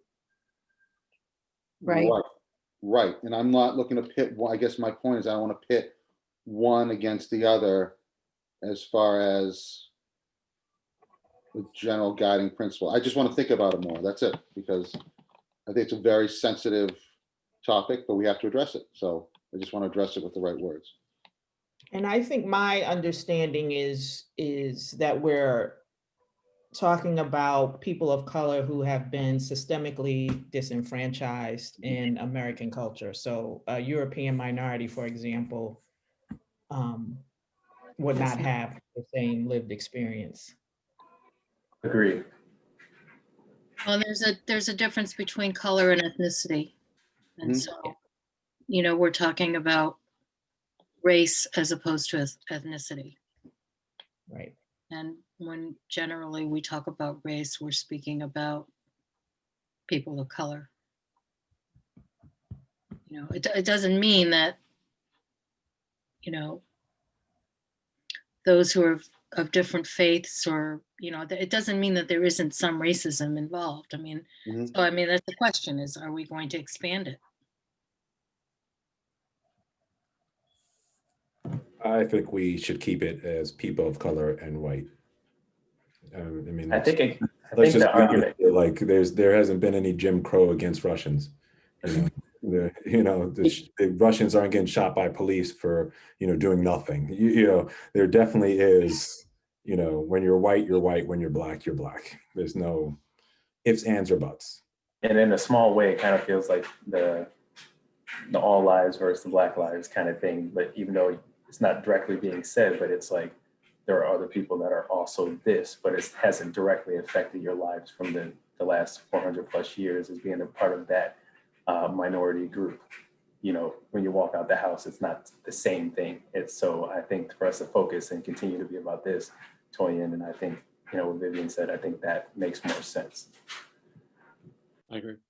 It's also that, we're not talking, for example, singularly about hate crimes. We're talking about racism. Mhm.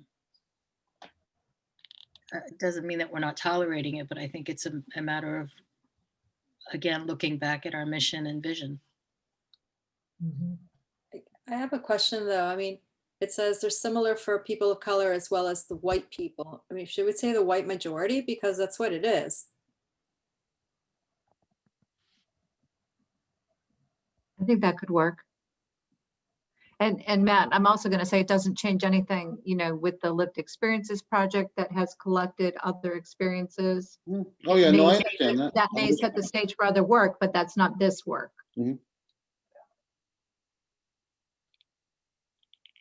I would also on that say, I would get rid of to name a few. I think we either say what they are or we come up with a better ending. Say what is? Sorry. Housing opportunities, policing experience, employment, and educational opportunities, to name a few. I think there's probably a better way to end that sentence. Either add more, or I just don't like to name a few. It's kind of a. Would you say employment, educational opportunities and others or something to that? Yeah, Because something like that. And we don't want to, you're right. we don't want to say that it's only those and there's nothing else. Right, exactly. I just didn't like to name a few. So employment. Does it seem like we could combine the first bullet and the fourth bullet?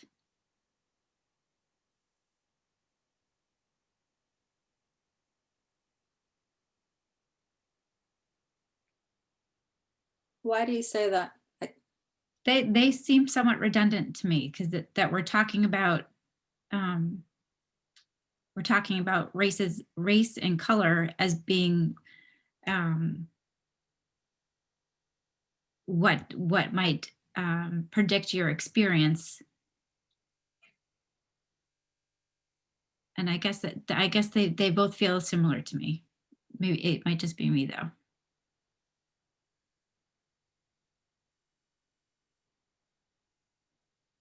Other opinions? So I guess I could see, Jen, possibly you could do the first bullet and then the second sentence from the fourth bullet.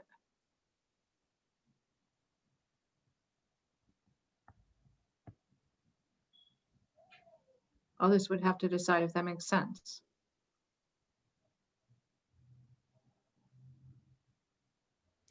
So I would offer that one speaks to a more individual. So the first part of the first one speaks to a more individual experience.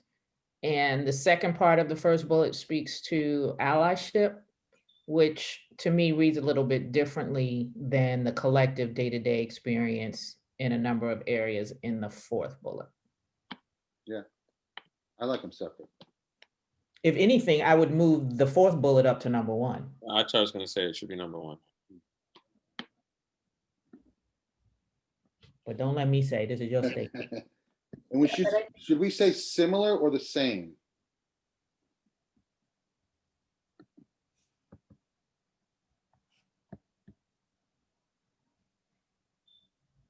I think I like the same better.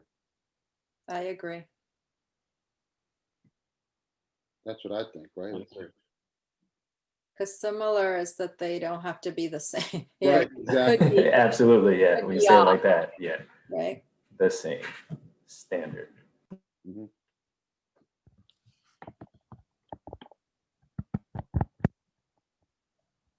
Mhm.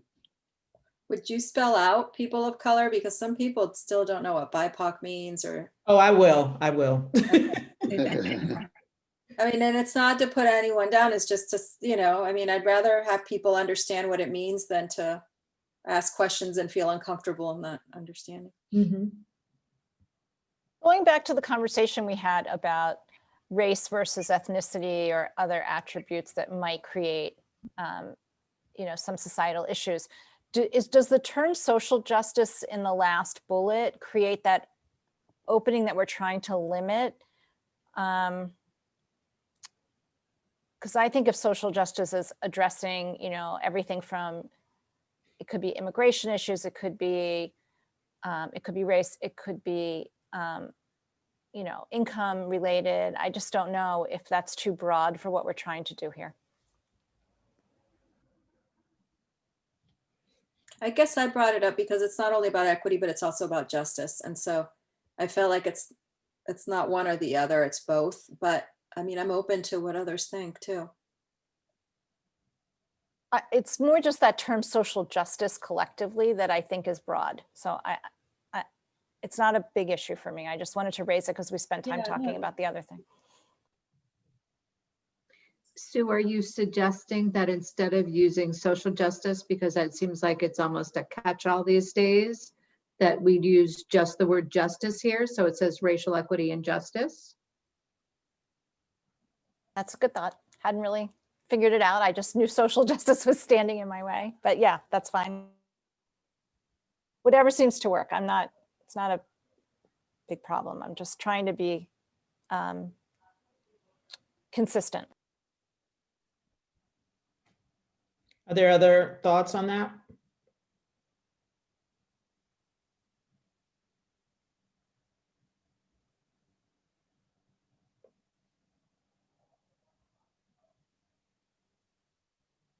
I think that the more specific, the better. I think we do, we make our work much more clear, even though none of my sentences right now are clear at this point. So taking out social, so it's racial equity and justice does make sure that we are emphasizing the racial justice piece of it.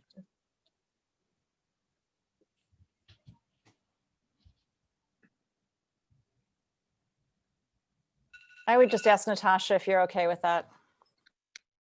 No, I'm totally okay. Sounds fine. What's missing?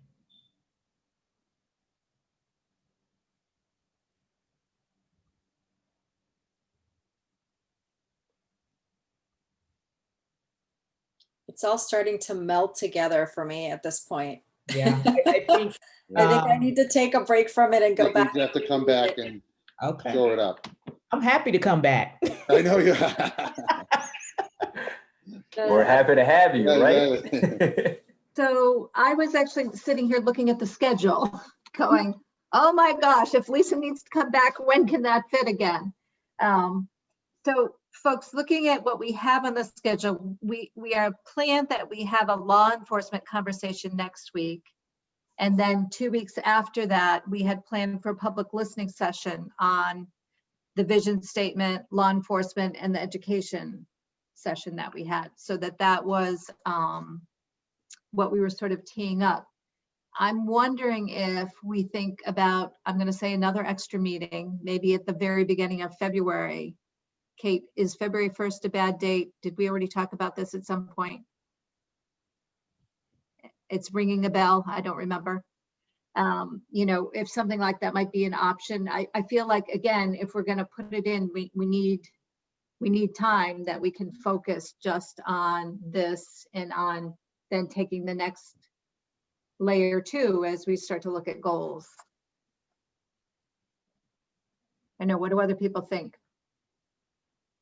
So would this visioning or values or guiding principles then be put on hold in order for us to have a discussion with the police folks in a public hearing? So I think that we would sort of hold where this is. It would give us time to think about it again. We would not come back to it directly at our next meeting. So the question is, when do we come back to it again? So I guess either the other option is we could look at meeting every Monday in January. I don't even know if this fits on Lisa's calendar, right? And come back again, not next week when we have the police currently planning to come, right? Kate's in shaking her between. head. I think that may be for the 18th. It's a holiday. Oh, the 18th is the holiday. Oh, yeah. How long is our meeting for Monday? An hour and a half on the 11th, an hour and a half. Do we try to extend that meeting so that we can work on this? I almost feel like this has to come before anything else. I mean, to meet with the police and have a public hearing and not have a vision of what we want to do from our mission statement to our guiding principles and, you know, the objectives after that. Because I think if anybody comes before this group to speak, we could really tie that into whatever they're proposing or doing with what we've set out as an objective, unless we're going to meet with them again at another time. I mean, Lisa, how much more time do you think we need to finalize this? Like, where are we in this process for finalizing? So we have the draft vision statement. We have the list of guiding principles, and you know, people are kind of washed out now, and there may be things that come to mind later post reviewing. And then the goals and objectives that may either be based on the priorities I identified in the survey or not. I'm leaving that up to the group. And the samples that I provided in the document include both of those and others. So I think some work in between would be helpful. So what are the bullet points to include as an extension of the initial statement? And what are the guiding principles that inform the work? We've done a little bit of that. And then what goals and objectives do we want to identify? And that shouldn't be, you know, a very long list either. And the goals and objectives are sort of a little bit tricky because I think I both found it helpful to read these because it helped me think about where we might be heading. But I also think that we'll want to finalize goals and objectives after we've kind of talked through these areas and understand the work that's going on, because there'll be other points that will be important to us once we've had those discussions that either will be added or will create a nuance to something that you've sort of put out there for people to start thinking about. Okay. So then I think the next step is to determine what bullet points come under the overarching statement and to finalize, if you will, for lack of a better word, the guiding principles. So do people want to think about the January 11th meeting in a couple of parts in a discussion with the chief, and then a discussion coming back again to this, to the guiding principles and to the bullets. And do people all have access to the document? So maybe people could go think more carefully about those bullets ahead of our coming into that conversation, to think about which ones we definitely think need to be in. Thoughts? Sure. I'm makes good sense. with that, Marianne. I'm good with that. Lisa, is there any way that maybe you can, where we could rank, very similar to how we did in person, but perhaps as a follow-up, we rank what's important to us and maybe cull this down a little bit faster to get to a solution rather than, I think the dialogue's helpful and it allows us to get our points out, but it seemed like when we started with division, number 4 was like a really heavy item for folks, and maybe we could cut some time out in certain places. Sure.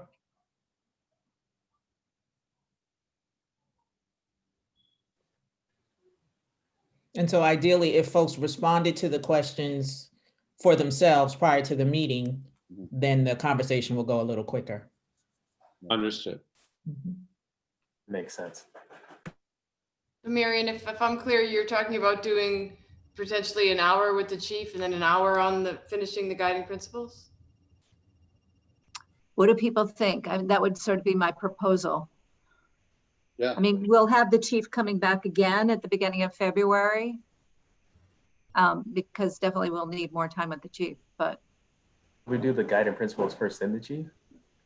We did that before and we didn't get to him, and I prefer not to have that again. I don't think we should reschedule I him. don't want him looking for me.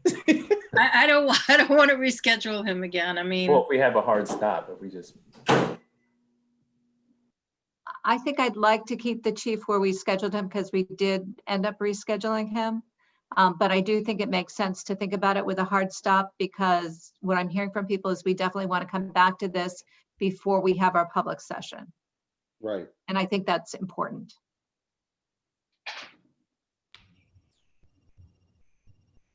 But I suspect we could spend 2 hours with the chief. So that conversation will need some more time at a future date. Right.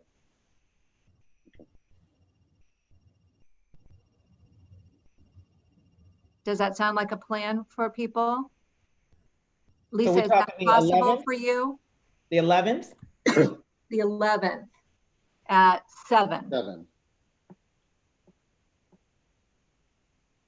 As in next week or February 11th? As in next week. Oh, that should be fine. Marianne, my invitation's at 6 to 7, so I'm not sure. Maybe for today. So just to, if we're having, if we need to stay later and all that, that's fine. Just when we send out the invitations, we should probably be more realistic, I guess, to be able to make sure that everyone can stay. It's a function of Zoom, so I'll talk to Sandy about that, but we had agreed at the beginning that we were an hour and a half, so I apologize for that, Natasha, but I've done that on Zoom myself. No, it's okay. No, I'm just saying we should probably do it just to make sure everyone can stay. It's a good point. So we'll definitely plan for 2 hours if that can work for people, and we'll use that as a planning assumption for next week. All right. I'll revise the document. You already have access, so you can, you'll be able to see it in its current form, and then as it transforms, maybe I'll send just a little tickler email to say I've revised it, so take a look now.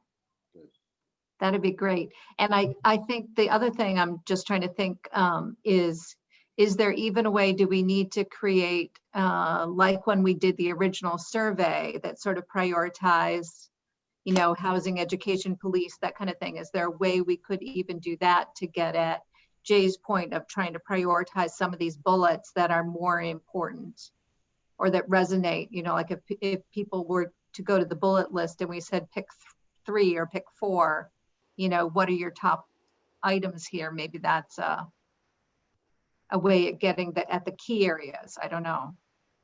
Sure. I think we all agreed that 7 bullet points might be too much, but what we haven't agreed upon is if the priorities are within this list. So I Yeah. presented that for folks to respond to because that's the information that I was given. So maybe, you know, folks can just say if they think that there's something other than these 7 that should be in a top 4 or 5 as well. So I can ask that question. Okay. All right. Well, thank you all for another very exciting session. You offered rich content once again, and I think you should be very pleased with what we've come up with. I think we were very thorough in our process. You were very thoughtful. I thought people, you know, were courageous in their comments. And so I think we have a good product, and I look forward to building on it so that you all can run with it in the town of Needham that will be free of racism, racial bias, prejudice, and discrimination. Amen, amen, amen. Thank you, Lisa. Thank you, Amen. Lisa. I Thank want to say Thanks, thank you, Lisa. Lisa. Lisa, Absolutely. you're gonna put that to Now- music? You're gonna put that to music? You probably could. So for all of us, we actually have to formally end the meeting. So if we were going to adjourn, I know that we love being with each other, but if we're going to adjourn, we need a motion to adjourn Second, and a second. Thank you. And I will roll call vote through everybody. Matt, yes. Sue, Yes. Jen, Yes. Marcus, Yes. Jay, Yes. Vivian, Yes. Natasha, Yes. Toyin, Yes. and the chair votes yes. We are adjourned. Thank you, everybody. So Night, we will everybody. see you Thank you. again next week. See you next week. Thanks, everybody. Thanks, everyone.